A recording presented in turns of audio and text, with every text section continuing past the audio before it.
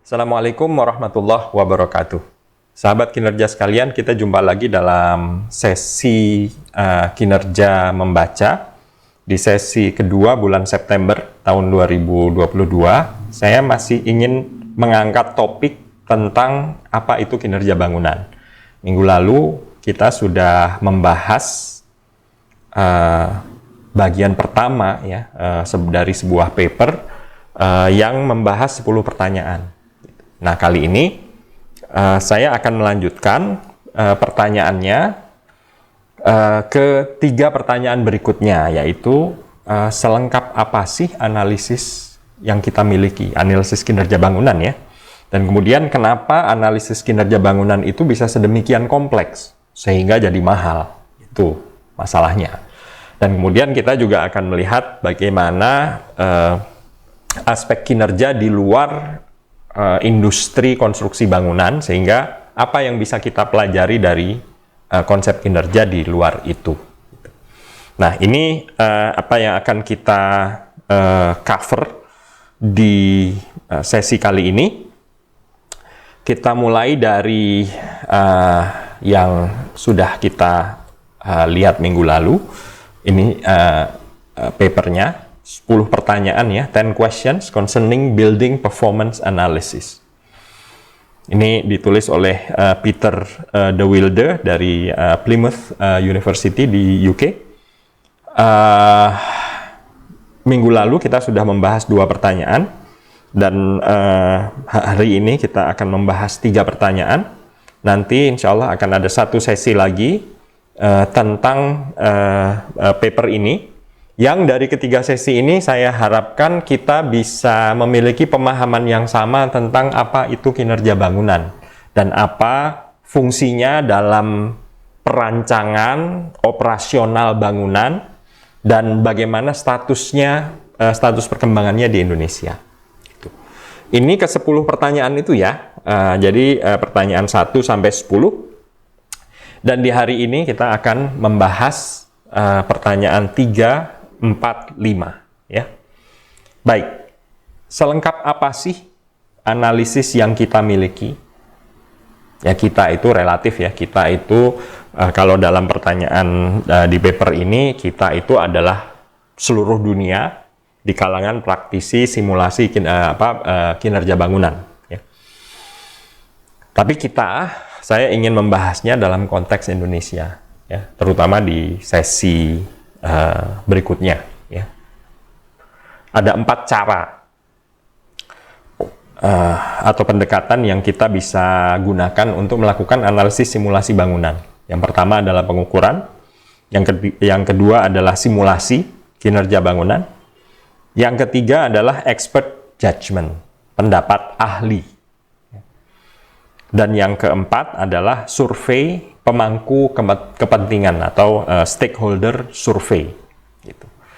Nah, selengkap apa boleh dibilang sudah lengkap, tetapi kelengkapannya itu bergantung pada bidang kinerja yang kita pilih untuk dipelajari. Nah, ini kita lihat ya, di sini ada contoh. Di sini ada contoh yang bisa kita lihat ya. Ada 3 contoh ya dari berbagai bidang kinerja. Yang pertama adalah suhu atau kenyamanan termal ya. Yang pertama, kenyamanan termal. Ini sudah lama kita pelajari di dunia kinerja bangunan. Sudah dari tahun 70-an Profesor Fanger mendefinisikan apa itu kenyamanan termal, sehingga keempat ya pendekatan itu sudah biasa kita lakukan, baik dengan pengukuran langsung, temperature monitoring, sekarang bahkan sudah pakai IoT, whole building thermal simulation, simulasi energi yang menghasilkan suhu di berbagai zona di berbagai bagian bangunan, itu juga sudah biasa kita lakukan. Dan ada expert judgment juga sudah banyak orang yang bisa melakukan memberikan pendapat tentang kondisi kenyamanan dari sebuah bangunan itu sudah berjalan lama. Ya. Dan yang terakhir adalah survei kenyamanan termal, dan ini sudah banyak dilakukan ya. Bahkan kalau di Indonesia GBCI juga dalam salah satu poinnya ya dalam Green Ship itu untuk sertifikasi bangunan hijau mewajibkan ya setelah 12 bulan, setelah 1 tahun, bangunan yang disertifikasi Green Ship harus melakukan survei kenyamanan termal. Jadi keempat-empatnya sudah ada lengkap, ya. Bahkan boleh dibilang sangat canggih. Tapi kalau kita berpindah misalnya ke bidang kebakaran, itu, ya kan? Kita mungkin terbatas pada whole building fire simulation, ya. Kita bisa melakukan simulasi kebakaran di komputer, atau kita bisa bertanya kepada fire expert. Tapi coba fire testnya, ya, uji bakar, kita masih sangat terbatas, ya, apalagi di Indonesia. Gitu. Atau kita juga sulit untuk melakukan survei, ya, tentang kebakaran. Sehingga practically hanya 2 ini ya yang bisa kita gunakan. Gitu. Tapi menurut saya yang 2 ini pun sudah cukup lah ya, sudah cukup kita bisa melakukan simulasi baik itu kebakarannya, propagasi atau penyebaran asap maupun evakuasi. Itu sudah cukup untuk perancangan ya. Ya memang material-materialnya kita perlu mendefinisikan dan kita masih sangat minim hasil pengukuran uji bakarnya ya untuk mendefinisikan bangunannya ya, terutama interior furniture gitu ya. Dan kalau kita pindah ke bidang lain, misalnya keamanan dari pencurian, burglary protection, kita practically hanya bisa bergantung pada expert judgment. Gitu. Mau disimulasikan bagaimana kita mensimulasikannya? Agak repot ya. Mau pengukuran juga gimana caranya mengukur? Paling kita bertanya kepada safety expert. Gitu. Experience dari survei dari penghuni juga agak repot itu, nanti di survei gimana? Kita mengasumsikan dia sudah pernah kecurian atau ya susah. Gitu. Jadi ini kelengkapan alat analisis yang kita miliki. Intinya untuk hal-hal yang dalam tanda petik itu penting ya, kita sudah memiliki perangkat yang cukup lengkap. Nah, pertanyaan berikutnya adalah kenapa analisis kinerja bangunan bisa sedemikian kompleks? Nah, ini agak panjang ini penjelasannya ya. Tapi intinya gini, bangunan itu adalah produk yang dibuat satu kali untuk kebutuhan spesifik si pemilik bangunan yang itu. Nggak ada pemilik bangunan yang ingin bangunannya itu ditiru oleh orang lain. Plek persis sama. Nah, akibatnya ya memang bangunan itu hanya pola perancangan arsitektur, jadi akan menghasilkan keragaman. Tetapi akibatnya ya setiap bangunan itu adalah sebuah prototipe, boleh dibilang ya. Sebuah prototipe, karena proses perancangannya menghasilkan produk yang hanya satu itu. Akibatnya biaya produksi tinggi. Ya. Dan proses perancangannya unik. Sulit untuk direplikasi ke bangunan lain ya. Jadi coba kita bayangkan misalnya ada proses perancangan ya. Ini startnya gitu ya. Proses perancangan mobil. Ya. Ini pasti akan menghasilkan prototipe pertama. Ya. Ini dievaluasi lagi, ya, jadi evaluasi. untuk menghasilkan prototipe kedua.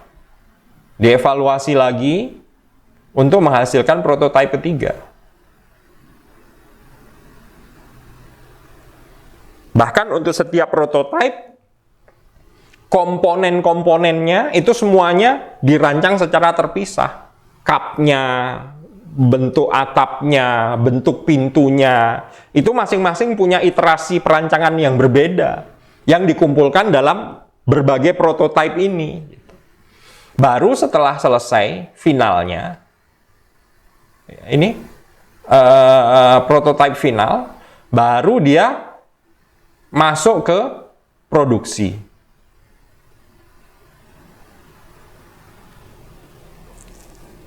Langsung bikin sekian ribu unit, ratusan ribu, bahkan jutaan unit. Ya. Diproduksi dengan mudah dan murah. Ya, karena sudah ada replikasi, proses perancangannya lengkap selesai, direplikasi ribuan kali. Gitu. Bandingkan dengan bangunan. Di sini ya, bangunan. Proses perancangan, prototipe pertama, ini dianggap sebagai produksi. Ya itulah produknya. Sehingga poinnya adalah evaluasi ini sulit sekali terjadi di dalam perencanaan bangunan. Karena setiap keputusan perancangan yang seharusnya dievaluasi itu dipilih kemungkinan besar hanya berdasarkan harga saja. Aspek kinerjanya bagaimana dan bagaimana sebuah teknologi bisa dibandingkan dengan teknologi yang lain. Itu kan kita memerlukan sebuah simulasi untuk mengkuantifikasi efeknya. Nah, sementara banyak bangunan itu bahkan tidak disimulasikan. Itu. Sehingga ya wajar ya ketika kita tidak memiliki prototipe ya, tidak memiliki prototipe itu artinya ruang kita bermanuver menjadi sangat sempit. Akibatnya ya analisis kita menjadi sangat kompleks. Belum lagi ditambah lagi ini tambahannya. Apa? Pemangku kepentingan yang begitu banyak. Bangunannya satu, tapi yang berkepentingannya begitu banyak. Sudah jelas ada project developers atau building owners. Dan ada building occupants, penghuninya, atau para tenan yang nantinya akan menyewa bangunan itu. Belum lagi kita lihat ada institusi bank misalnya, finansial, yang membayari bangunan itu. Dan asuransi. Belum lagi berbagai perizinan dari pemerintah. Belum lagi desain konsultan, desain perencana, arsitek, engineer, landscape arsitek, interior designers, lighting designers, kitchen designers, gym designers, bahkan ada feng shui master. The list goes on. Ini semua harus bekerja sama. Belum lagi nanti perencana selesai, ada kontraktor. Ada kontraktor, nanti ada vendor, product manufacturers. Baru nanti ada facility managers atau building operators yang akan mengoperasikan bangunannya. Setiap pemangku kepentingan punya kebutuhan dan persyaratan. Ini semua harus digabung dan harus dioptimisasi.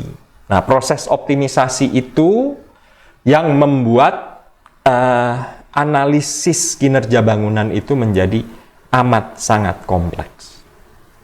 Gitu. Yang terakhir, pertanyaan kita adalah apa yang bisa kita pelajari dari bidang lain di luar konstruksi? Memang kalau kita melihat bangunan sebagai sistem ya, yang sudah dibahas minggu lalu, maka sistem engineering dan proses manajemen itu secara generik ya, topik itu bisa masuk ke berbagai bidang, elektronik, sumber daya manusia, kesehatan, olahraga, computing, macam-macam.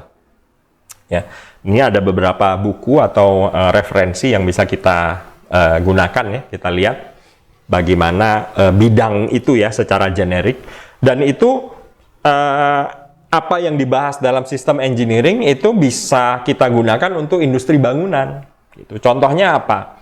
Holistic approach, ya, pendekatan yang sifatnya holistik, menyeluruh.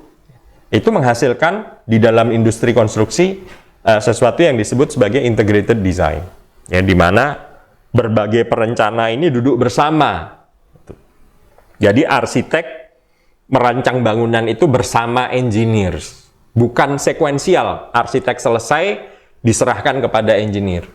Ya. Kemudian penggunaan life cycle analysis itu adalah bagian dari kita belajar dari dunia luar lah, gitu. Nah, sebagai penutup saya ingin membahas sebuah topik yang disebut sebagai building efficiency. Yang intinya adalah kita ingin melihat keluar di luar industri konstruksi dan juga melihat ke dalam apa yang terjadi di dalam bangunan di bidang energi. Yang kesimpulannya saya ingin memperkuat ya definisi bahwa sebuah bangunan itu adalah sebuah sistem yang harus diperlakukan sebagai sebuah sistem. Kalau dia tidak diperlakukan sebagai sebuah sistem, akibatnya kita tidak mendapatkan sesuatu yang optimum. Saya mulai dari CBEX. Ya, CBEX itu adalah Commercial Building Energy Consumption Survey. Ya. Di Amerika itu setiap 5 tahun diadakan survei sejak akhir 70-an ya, awal 80-an. Itu setiap kalau saya tidak salah 3 tahun atau 5 tahun ya, dilakukan survei ya. Ini datanya sampai tahun 2003 ya. Dan di akhir di sini ya, di akhir 70-an itu dimulai peraturan energi bangunan. Ya. Terjadi penurunan ya, terjadi penurunan IKE, konsumsi energi ya, dari 100 kurang lebih, ini dalam BTU per square foot ya, menjadi kisarannya di 80-an. Ya. Jadi ada perbaikan sekitar 20%. Tapi kemudian nggak turun. Jadi ada perbaikan pertama dan kemudian hanya bergerak naik turun di sekitaran rata-rata itu. 20% saja. Ini data sampai tahun 2003 ya. Saya belum memasukkan yang 2000 berapa ya, 2008 saya kalau nggak salah itu ya, ada data lagi. Nah, tapi in any case 20%, dan ini mohon dibedakan, ini adalah aktual ya, survei ya, berdasarkan survei, jadi konsumsi energi aktual, dan itu mohon dibedakan dengan roadmap peraturan energi. Ini adalah perencanaan. Memang dalam perencanaan kalau kita lihat di sini ya, di tahun 2010 ya, itu levelnya ada di 40 IKE-nya. Jadi ada perbaikan 60%. Ya. Tapi mohon diperhatikan, ini tahun 2010, ini adalah standar SRE 90.1 tahun 2010. Ya. Ya. Di tahun 2010, ya, di tahun 2010 kebanyakan state di Amerika itu masih menggunakan SRE standar 2004. Jadi ada delay 2 siklus istilahnya. Ya. Sekarang saja di Amerika masih banyak yang menggunakan SRE standar 90.1 sebelum 2016. Sekarang nih di tahun 2022. Jadi ada delay itu ya. Sehingga kita bisa memahami kenapa ini datanya flat seperti ini. Rata-ratanya ya. Jadi real consumption, peningkatan efisiensi di whole building level itu 20%. Nah, kalau kita melihat keluar, di luar industri bangunan, misalnya industri mobil, ya, bandingkan mobilnya Pak Ford, ya, dengan hybrid, itu penghematannya bisa 50%. Ya. Sama dengan aircraft, pesawat, ya, bandingkan pesawatnya Wright bersaudara dengan Dreamliner Boeing, ya, 777 misalnya. Itu penghematannya amat sangat luar biasa. Sama dengan lokomotif juga. Ya. Tapi bandingkan dengan building system, perbaikannya hanya 20%. Kenapa ada gap ini? Jawabannya ini kemungkinan adalah bahwa proses perancangan bangunan itu tidak benar-benar bisa dirancang dengan optimum, mencari titik optimum dari berbagai design options. Karena penggunaan analisis kinerja bangunan juga masih belum merata. Tidak semua bangunan disimulasikan. Sehingga itulah akibatnya. Ya. Melihat ke dalam, ini sangat menarik. Kalau kita melihat komponen-komponen bangunan, lighting, itu turunnya, bandingkan LED, ini nampak ini sebelum LED nih, ya. Sebelum LED, bandingkan lampu TL dengan lampunya Pak Edison, itu turun 40% penghematannya, katakanlah 40%. Tapi dengan LED itu jauh lebih hemat lagi. Bandingkan chillernya, chiller yang dirancang oleh Pak Carrier dulu, bandingkan dengan chiller zaman sekarang yang menggunakan kompresor turbo core, magnetik, amat sangat hemat. Glazing system, kaca, bandingkan dari yang dulu single glazing dengan yang sekarang sudah macam-macam teknologinya. Ya, ada lapisannya, ada double glazing, bahkan ada triple glazing. Jadi bisa mencapai 80% perbaikannya. Komponen, ya, komponen bangunan. Nah, di sini kata kuncinya. Tapi bandingkan dengan total building yang masih di atas sana, ini perbaikannya hanya 20%. Kenapa ada gap ini? Nah, ini yang kita perlu perhatikan baik-baik. Komponen yang sudah hemat itu, dan ini pelajaran dari rekayasa sistem, ya. Komponen dari sebuah sistem, walaupun komponen-komponennya itu hemat on itself, tapi ketika dia digabungkan menjadi sebuah sistem dan bergerak bersama, hasil total sistemnya belum tentu hemat. Buktinya apa? Buktinya ini. Komponen-komponen yang sudah hemat itu diletakkan, tapi konsumsi IKI kita tidak turun-turun. Kenapa? Kesalahan kita tidak melakukan analisis kinerja secara menyeluruh. Mungkin itu pesan utama dari sesi kita kali ini. Sahabat kinerja sekalian, terima kasih atas perhatiannya. Insya Allah kita jumpa lagi di sesi berikutnya. Assalamualaikum warahmatullahi wabarakatuh.